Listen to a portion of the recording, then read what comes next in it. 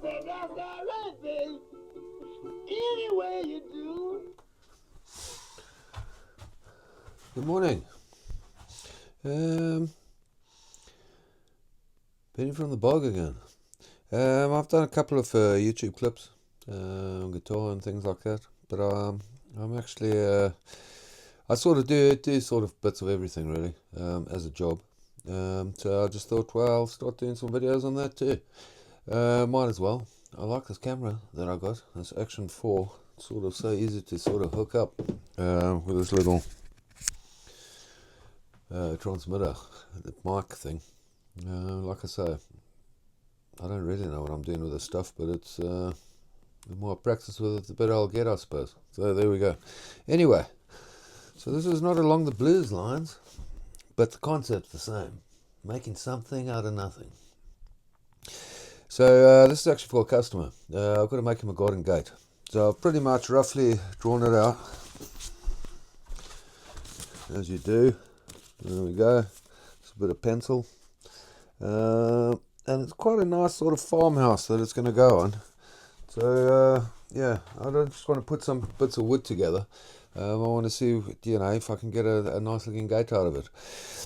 So what am I using? I could use hardwoods. I could use something like it's. But the money's not there really. By the time you do all the sort of, you buy the materials and things like that, you're looking at quite a bit of money. So what I sort of do is I repurpose a lot of wood, especially wood that has been sitting outside. Obviously, if it's as long as it's got no rots or anything like that, but it's pretty much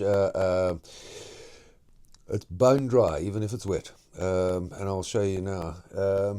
Because I have over the years, I've used, and I'm talking UK here, I've used their tannalized timber, and I've used, for any kind of joinery, you're absolutely wasting your time with that stuff because the shrinkage is so much.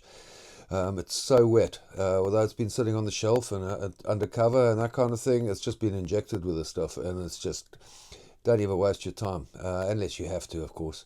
But that's why I tend to sort of keep every good bit of wood I find. It doesn't matter if it's softwood or hardwood. I'm not really too fussed as long as it's seasoned. And that's like a lot of this timber that sort of take off fences and that kind of thing, because it's been up in the air, it hasn't been sitting on the ground or anything like that. A lot of this timber is seasoned beautifully. So there's a lot of life left in this timber, and it's far better than the stuff you're going to buy off the shelf. So there we go. So this is the sort of timber. It's just really rough sort of that I took off a fence about a year ago. I haven't even put it under cover really, so it's been in the elements, and I've sort of roughly done all the joints and that kind of thing. And as soon as you cut through sort of that top layer, it's bone dry in there. And that's the difference between sort of old seasoned timber and the stuff that you buy off the shelf. Obviously, like I say, if you want to go down the hardwood route, completely different story. But as it is, this is perfectly good for what I'm going to use it for. Obviously, it's going to be sanded and painted and everything else. But yeah, it's really solid stuff. But just the actual dryness, once you get over that sort of wet layer on the top, it's perfectly dry, perfectly usable. And the nice thing about it is because there's no moisture in there, there's going to be minimal shrinkage. So it doesn't matter really what you do. That timber is as good as it is today, as good as it's going to be in 5 years' time. So there we go. The thing with any timber, it needs treating, because it lives in the elements, especially in this country. It rains 99.9% of the year as far as I'm concerned. But there we go.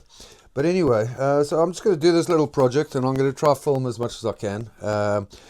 Like I say, I'll sort of cut out most of the joints and that kind of thing. And there we go. And we see what I end up with.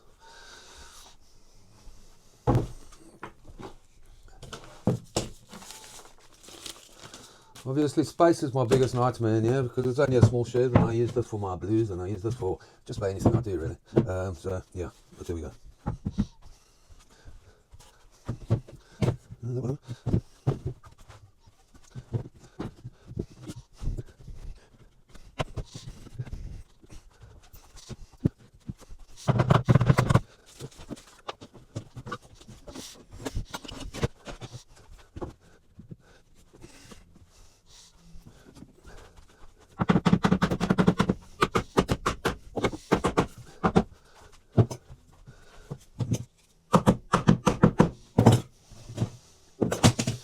Okay, so that's a basic shape.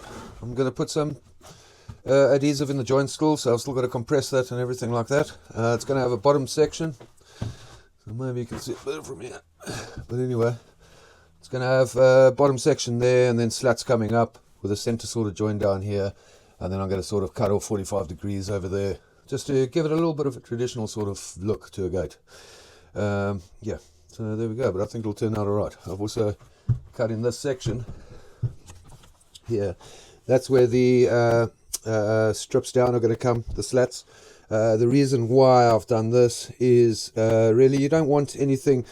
So on this bottom section, I'm pretty much just going to use the slats across here, and then those piece of wood are going to come all the way down, and I'm going to just screw them in to this bottom batten. The reason being is if I join or anything like that, that water that's going to seep down here gets into the joint and it sits there and it doesn't go anywhere. So really, so you sort of got to work with gravity as much as you can. Really, you just don't want water sitting anywhere. So that's why these two tops are going to be sealed nicely. That's going to have a bit of a plank across there just to seal this joint, because you're just trying to protect the joints as much as possible. Really, you just don't want any water to sort of get in and sit there. I mean, obviously water's an amazing stuff, it gets in everywhere, but you can do what you can do, and that's what I'm doing. So there we go.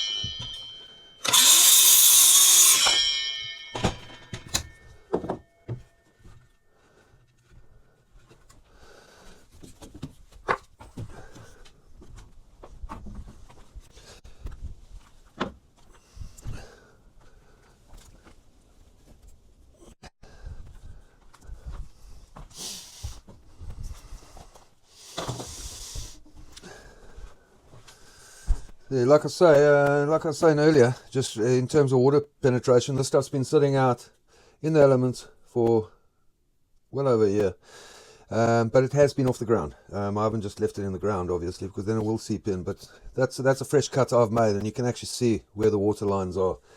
You've got a little bit around the edges and absolutely nothing in the middle. So really, the next time you look at timber, just because it looks old and that kind of thing, just have a look again, because you can actually see the tight grain on this timber. So it's obviously an old timber, but it's a lovely timber compared to the stuff you get today, because you've got so much pith in it, which is basically what's between the grains, and it's soft and it's like sponge. It absorbs a lot of water. You can't do any joinery with it. It's just absolutely useless. So yeah, before you go and discard any good fencing or anything, just have a look at that timber, because it could be 10 times better than the stuff you're buying new.